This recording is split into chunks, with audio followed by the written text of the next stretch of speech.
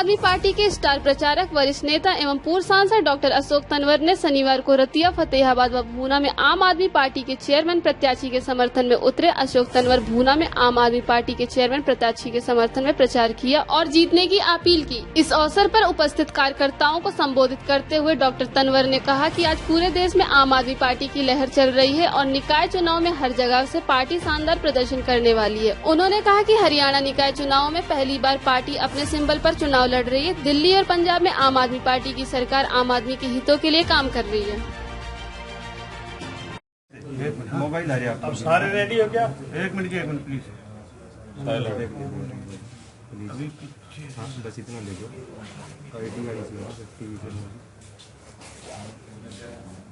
तो साहब, नगर परिषद के चुनावी माहौल है, कैसा आपको देखने को मिल रहा है, क्या कहेंगे? बहुत जोश है और हमारे बहुत ही मजबूत साथी चुनावी मैदान में है और पूरी उम्मीद है कि फतेहाबाद से लेकर के और पूरे हरियाणा के अंदर आम आदमी पार्टी की झाड़ू चलेगी। झाड़ू सफाई भी करेगी और जादू भी दिखाएगी। जैसे पंजाब में हुआ, दिल्ली के अंदर हुआ, जो एक केजरीवाल जी ने मॉडल दिया डेवलपमेंट का, गवर्नेंस का, लोगों को न्याय देने का, सशक्तिकरण करने का, तो वो मॉडल अब जो है पूरे देश का मॉडल बनने वाला है आने वाले समय में। और सभी साथियों की भावना के अनुरूप बढ़िया चुनावी उम्मीदवार इस बार आम आदमी पार्टी ने पूरे हरियाणा में नगर पालिकाओं में, नगर परिषद में उतारे हैं। एमसी के कैंडिडेट उतारे हैं। बाकी लोग तो मैदान छोड़ करके भाग गए थे, आप देख रहे हैं। कांग्रेस तो छत्तीसगढ़ गई थी बैठने, पता नहीं किसको रोके आए, क्या कुकर्म करके आए। कह रहे थे हम सीख के आए हैं, वो भी वोट डाल दिए गलत। तो कल हरियाणा के इतिहास में एक बार फिर दोबारा काला अध्याय वो दोबारा लिखा गया, जिसमें लोकतंत्र की हत्या करी गई, संविधान को फिर दोबारा उसकी धज्जियां उड़ाई गई और षड्यंत्रकारी फिर कामयाब हुए। तो ये साफ दिखाई देता है कि बीजेपी और कांग्रेस मिलकर के वो लोगों की जो भावना है, विश्वास है, उसके साथ खिलवाड़ कर रही है।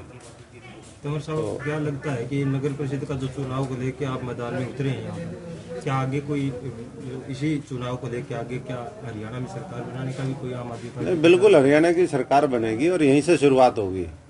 कहते हैं कि एक एक बूंद से घड़ा भरता है, उसी तरीके से एक एक वोट की इस लोकतंत्र में अहमियत है। और जब साथी सारे लोग लगे हुए हैं, सिंबल के साथ लगे हुए हैं, बहुत सी पार्टियों के तो उम्मीदवार नहीं है।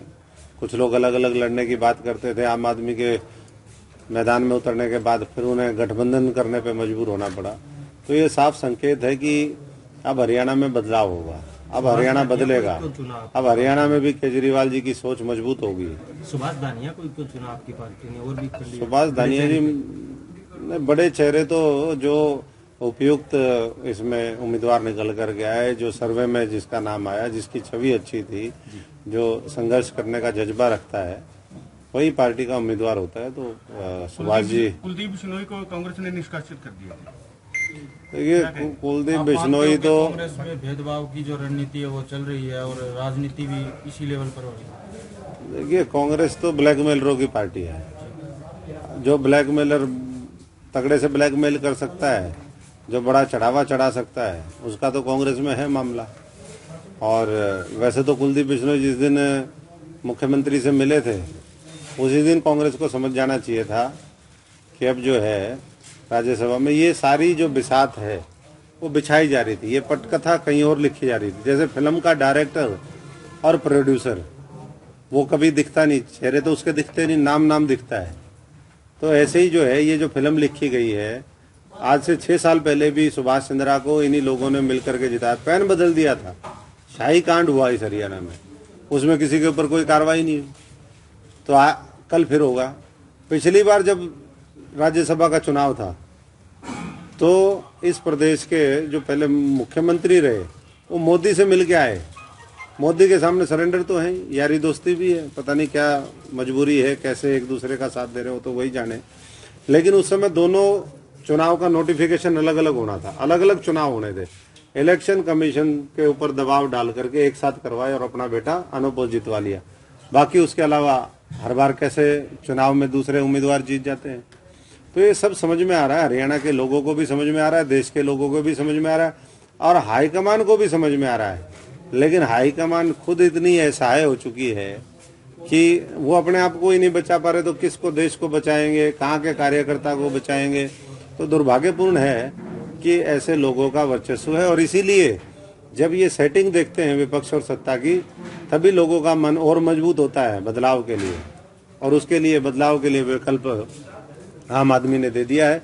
गंदे लोगों के ऊपर झाड़ू चलेगी, जो गंदगी है उसको साफ करेंगे और आने वाले समय में स्वच्छ राजनीति व्यवस्था परिवर्तन की लड़ाई वो इस हरियाणा के अंदर कामयाब होगी। कुलदीप बिश्नोई अगर आम आदमी पार्टी में अगर शामिल होना चाहे तो क्या प्रतिक्रिया रहेगी? देखिए, मैं बहुत ज्यादा तो इस पे नहीं कहना चाहूंगा, लेकिन मैं इतना ही कहूंगा कि जो भी लोग षड्यंत्रों में शामिल रहते हैं और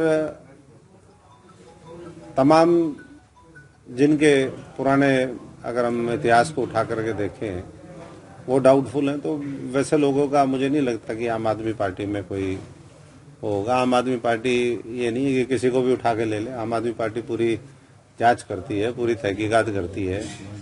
अब आकर के यहाँ आकर के फिर किसी ने मुख्यमंत्री से मिलना हो, फिर प्रधानमंत्री से मिलना हो, तो भाई यहाँ तो आम आदमियों की पार्टी है, ये तो साधारण लोगों की पार्टी है। फिर कोई षड्यंत्र करे मिल करके। निकाय चुनावों में आम आदमी पार्टी हरियाणा में कितनी सीटें लेकर जा सकती है, क्या संभावना है? हरियाणा में सबसे ज्यादा सीटें आम आदमी पार्टी जीतेगी और सबसे मजबूत पकड़ ये जो भ्रष्टाचार खत्म करने के लिए आने वाले समय में वो आम आदमी सुनिश्चित करेगी। पार्टियों का कहना है जी कि खाता नहीं खुलेगा। देखिए, खाता नहीं खुलेगा ये तो अभी तक तो कुछ भी बोल रहे, थोड़े दिन में उनका भी पता चल जाएगा।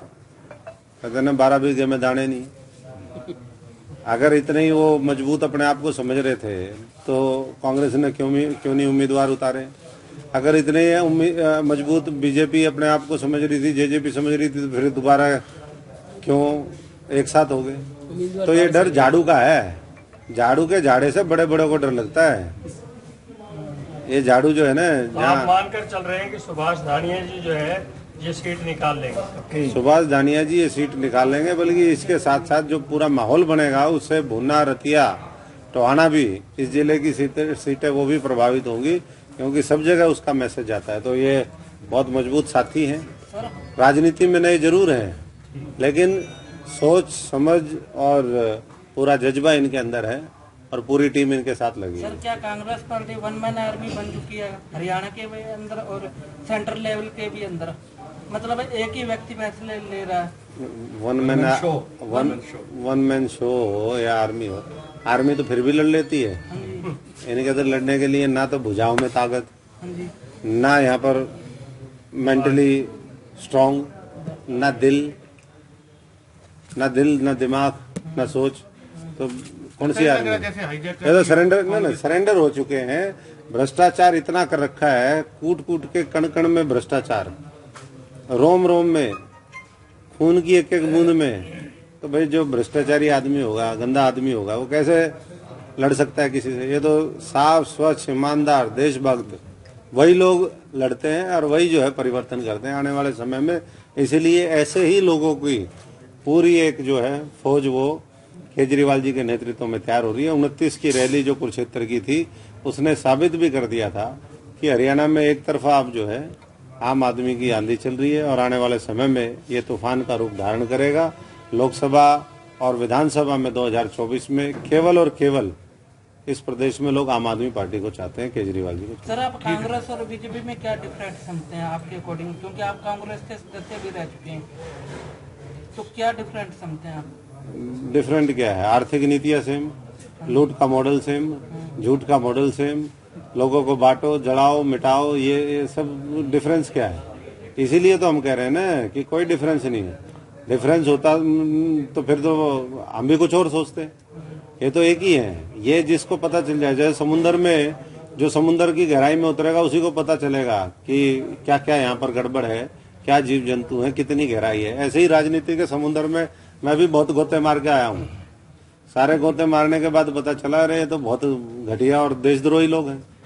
देशद्रोही का मुकदमा चलना चाहिए। ये तो देश को बेच के खाने में लगे हुए हैं। और इसलिए देश बचाना है, देश बनाना है, तो अरविंद केजरीवाल जी को लाना है। और यहाँ पर जो है सुभाष धानिया जी, झाड़ू का झाड़ा लगेगा, नासा में भी झाड़ू चढ़ा देंगे। हाँ, झाड़े से काम चल जाएगा तो ठीक है, नहीं तो नासा में चढ़ा देंगे। शरीफ, ईमानदार, फक्कड़ आदमी के साथ ये चोर उचक्के टक्कर नहीं ले सकते। ये तो जो है कमजोरों को दबा सकते हैं। सर भारी बहुमत के साथ विजयी, बिल्कुल भारी बहुमत के साथ जीतेंगे और आप इनको जिताओगे। प्रदेश की और यहाँ की जनता जो है वो आम आदमी को पूरी तरीके से चाहती है। केवल विकल्प उनको दिखाई देना चाहिए था, वो विकल्प दिखने लग गया है। बहुत बहुत धन्यवाद। Thank you.